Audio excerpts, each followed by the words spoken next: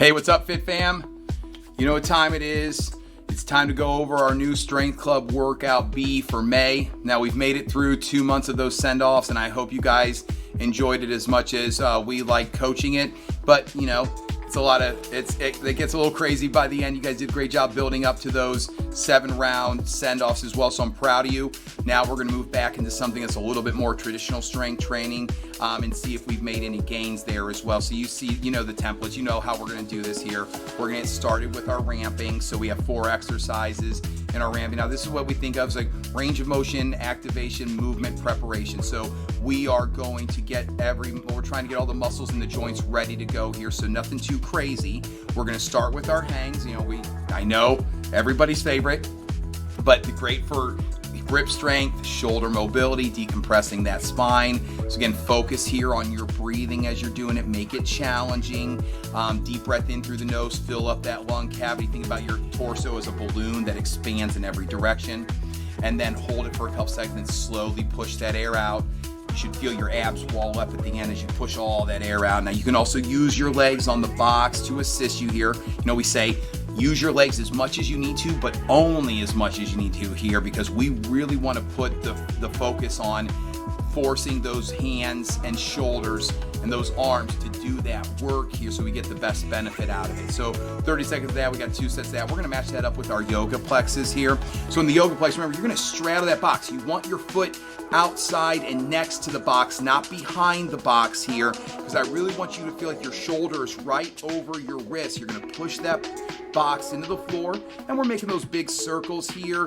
Follow your fingers with your eyes and just open up as much as you feel comfortable, squeezing that back glute as well, so that hip flexor is getting a bit of a stretch here. We're gonna get those hips really opened up here on this one and open up that thoracic spine as well. So we'll get a set in on one side. When we come back, we'll work the other side here. And of course, you can take your knee down to the floor at any point on this one as well if you need to. So 2 sets of each. Then we're gonna move on, and we're gonna go over to the blue floor, and we're gonna work on the stability ball for the first exercise. We're gonna stir the pot here. So get set up with those forearms and elbows on the ball.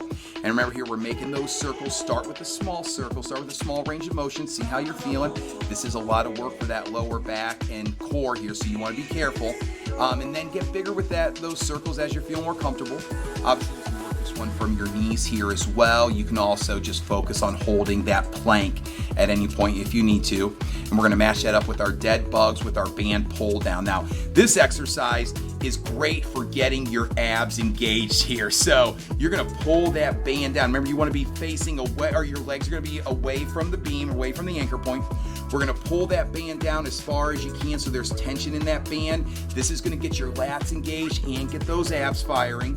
And then you're just gonna press one leg at a time. Now notice how I'm trying to do this with intention and a pace, a tempo that challenges me here. So it's not about doing a bunch of reps. It's about making sure you're driving out with one leg as that other leg is staying right there in place. Toes are pulled up towards your knees here. And if you look horizontally at it, you'd be like, oh, that's like a step up or a single leg knee drive, right? So that same thing as our walking knee pulls as well. So we get a lot of work for that posterior chain, get those abs engaged as well here. So we got 2 sets of each of those. That one's really gonna get that core firing for us. And then from there, we're gonna move on to our power development here, power prep, if you will. So we got 2 exercises. We're gonna start with our landmine pivot press.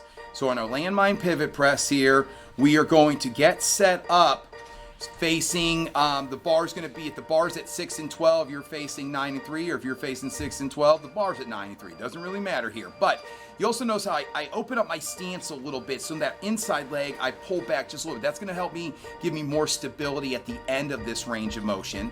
And then bars at the shoulder, we're going to use those hips. We're going to pivot through, punch that bar up as fast and as hard as you can. Now this is where I have a 10-pound plate on there. You might not need any weight on this one. We want to think speed as far as speed of the bar moving. So that's really what power is the thing that we're doing, moving fast. I don't want you to think about moving fast. I want you to think about punching the bar hard. You're going to move fast when you do it. pivoting through that back foot, squeeze that back glute at the end. Also, one of the things I'll tell people, I want to be able to see the back of your heel when you pivot through. So if you watch my foot here, notice how I'm really turning. It's not because I'm just trying to turn my foot. That means that my hip is driving through and I'm getting a good squeeze of that glute at the end. So we're going to go 5 to each side here.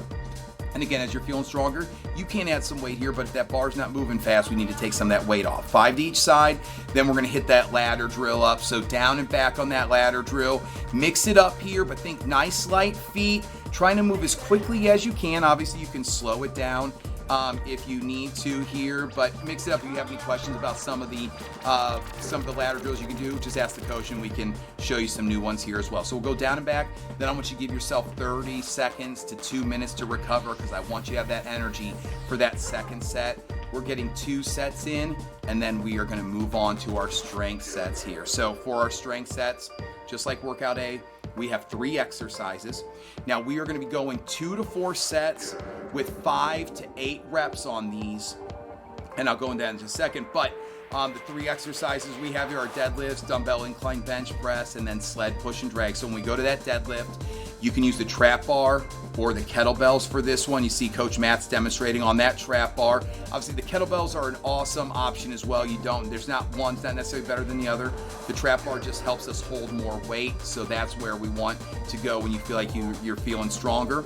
But either kettlebell, deadlift, or trap bar, chest up, flat back. Remember here, it has a bit of a squat feel, but mostly pushing those hips back and driving through that posterior chain, pulling those shoulders back at the top, glute squeeze nice and tight here. So we're gonna go 5 to 8 reps. What that means is, and now your send-offs are important here as well, because the weights you did in that send-off, that should be your starting weight for your 5 reps. Now, the reason we're saying 5 to 8 reps is because once you get to that exercise, I want you to do at least 5 reps, but if you can do 6, 7, or 8, that means, one, you're getting stronger, but also it means you might want to consider taking the weight up to make sure that you're challenging those muscles and we get closer to what might be a 5 rep range. And then from there, over the course of the month, that might become your 6, 7, or 8 rep weight as well here. So start with your send-off weight. You can always make it heavier if you realize it's a little too light. And then we're going to get at least 2 sets in week 1. In weeks 2, 3, and 4, we're going to get at least 3 sets in. You might have time or desire to do a 4th set, so there might be some time there. That's why we've, kind of put a range in there, especially if your first set was a little bit lighter and you felt like it was kind of a warm-up set for you. So 2 to 4 sets, 5 to 8 reps. The second exercise is our dumbbell incline bench press. So we got those dumbbells out here. We're working both arms at the same time. Squeeze those shoulder blades. Push that air out as you're pressing up. Now remember, we're trying to bring them down toward our chest and under our shoulders and next to our armpits, not over our face or over our shoulders here. We're going to do 5 to 8 reps. Again, if you can do 8 reps, hey, you could take that weight up and go a little heavier with that for 5 or 6 reps. So don't be afraid of that here. Although I will say, again, 5, 6, 7, or 8, those aren't magic numbers as far as the reps go. They just let us know, how strong you're getting. So if you feel more comfortable with the weight that you can do 6, 7, or 8 reps with, you can stick with it. That's okay. To get stronger, though, you are going to need to increase that weight over time anyway. So this is the opportunity. From there, we're going to head over to the sled push and drag. Now, the last month, so in April, we were talking about keeping it light so you could move fast. This time I want you to go the other end of the spectrum on this one. I want a challenging weight on that sled. Now, I still want you to be able to go all the way down without stopping, but I want you to feel like you have to get intentional with those steps and your breathing. Make that weight heavy enough that you feel that challenge on the way down, and then steady breathing, steady steps. Once you get down the other end, stay low, squeeze those shoulder blades, dragging that sled back down to the other end of that floor. So you're going down and back just one time. And again, this is where, if it's feeling a little bit lighter, you're going to move a little bit faster. Don't be afraid to add weight to it. Also, don't be afraid to take some weight off if you felt like, man, I was totally gassed before I got down to the other end of that floor. With time, you'll get better, you'll get stronger, so give yourself that time there. And also going back to the deadlifts real quick, one thing I wanted to mention there, err on the side of keeping it slightly lighter than you feel like you can do. I want to keep you safe on those deadlifts, so don't force the weight there. It's okay if it felt a little light. I'd rather you walk away from the deadlifts feeling like I could have done at least one more good rep But also that means obviously your back is feeling pretty good, your hips and shoulders and everything there. So let's keep you safe on that one. So we're gonna get 2 to 4 sets, 5 to 8 reps there, and then we're gonna move on to our finisher. So for our finisher here, again, this is our conditioning aspect of the workout, but I still want you to focus on that strength as well, because we're gonna start with our chin-ups. And again, you know, I'm a big fan of working those chin-ups. I think it's a great exercise for everybody to practice. Here, I want you to err on the side again of going a little bit, using a little bit more assistance or going a little bit lighter so that you get that full range of motion. You want that collarbone getting up to the bar here. So if you're struggling with that, give yourself more assistance. I admire the fact that you're willing to work hard and make something feel tough. I would rather it feel slightly easier, but you get that full range of motion because those muscles are gonna get way more out of this when you work it that way. So we're gonna go 5 to 10 reps here.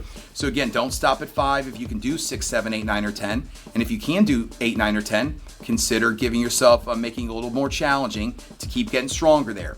The second exercise, we're going over to our swings. So right, you can do your dead stop swings like you can see Coach Cat practicing here, chest up, driving through those heels, pulling those kneecaps up towards your hips to get those quads tight, squeeze those glutes, stopping that kettlebell right at the shoulder height. So again, I might cue you to stop at your belly button, because sometimes if we think shoulders, we tend to see the members' arms coming up a little bit higher here. You can also do those repetition swings and just driving through those heels, squeeze those glutes tight. So you're either gonna do 5 dead stop swings or 10 repetitions. And then we're moving over to the bike to finish it up. So we got 5 calories on the bike. Again, you know the deal here. Challenge yourself, push as hard as you can. And one thing I've seen a lot of people doing, which I love, is giving yourself a time goal on this. So again, for some people, the goal is to try to get under that 10-second mark now. But for you, it might be getting under the 13 or 15-second mark, whatever it is. What are you doing now, and what's something that you could try to get that could get you motivated to push just a little bit harder on those bikes? It's not going to happen every time, and you don't have to make it happen every time. But having a number there that keeps you motivated is really, I think, a nice way to work on something that obviously, let's be honest, feels miserable while you're doing it. So when you have something to push toward, that usually helps us get a little bit more effort into that one. So on that finisher, we're going to get 2 to 3 rounds in. Again, we're going to get at least 2 in. Sometimes if you feel like you want to push, you go for that 3rd round here, but that one is optional. I just want you to challenge yourself for those first 2 and then see how you're feeling after. Okay, so that is Strength Club B for May. Hope you guys are as excited about this as we are. If you do have any questions, obviously leave a comment leave a question in the comments below, or reach out to the coaches. Let us know what we can do to help you get the most out of this workout, okay? Okay, that's it, everybody. Love you, bye.